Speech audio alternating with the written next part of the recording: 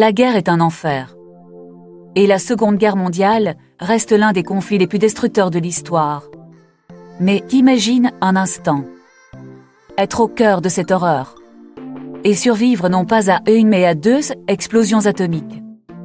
Aujourd'hui, on plonge dans l'histoire incroyable de Tsutomu Yamaguchi, l'homme qui a survécu à Hiroshima et à Nagasaki. Né le 16 mars 1916, Tsutomu Yamaguchi est un citoyen japonais ordinaire. Il travaille comme dessinateur industriel pour Mitsubishi Heavy Industries, où il conçoit des pétroliers. Il mène une vie simple, stable, avec sa femme Misako. Il projette de fonder une famille. Mais le monde autour de lui bascule.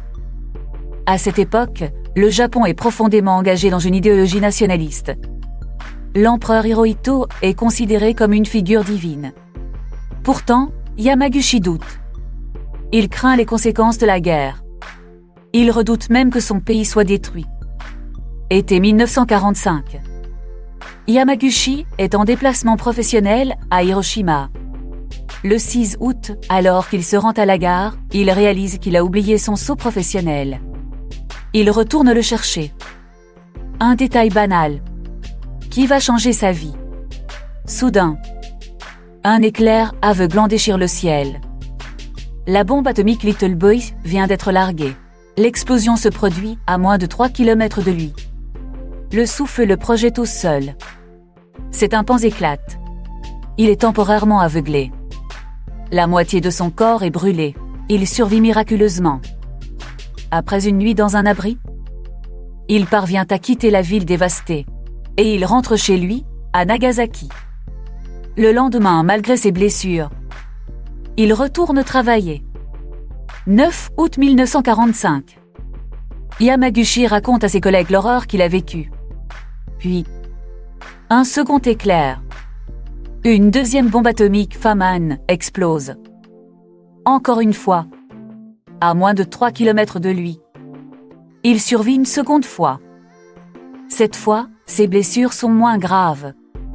Mais il souffre de fièvre intense, de vomissements et des effets de radiation pendant des années. Il ne retrouvera jamais l'usage de son oreille gauche. Malgré tout, la vie continue. Yamaguchi travaille comme interprète pour les forces alliées. Puis, retourne chez Mitsubishi. Il fonde une famille. Mais les conséquences de la radiation marquent toute sa vie. Et celle de ses enfants. En 1957, le Japon reconnaît les survivants des bombes comme Hibakusha. Mais Yamaguchi n'est reconnu que comme survivant de Nagasaki. Ce n'est qu'en 2009 qu'il obtient une reconnaissance officielle comme survivant des 2 explosions. Un cas unique dans l'histoire. Avec le temps, il devient un fervent défenseur du désarmement nucléaire. Il témoigne. Il écrit. Il alerte. Il participe à un documentaire et rencontre même James Cameron pour porter son histoire à l'écran. Ces mots sont simples, mais puissants. Je ne comprends pas pourquoi le monde ne comprend pas la souffrance causée par les bombes nucléaires. Tsutomu Yamaguchi meurt en 2010, à 93 ans. Mais son histoire reste un témoignage unique, un avertissement.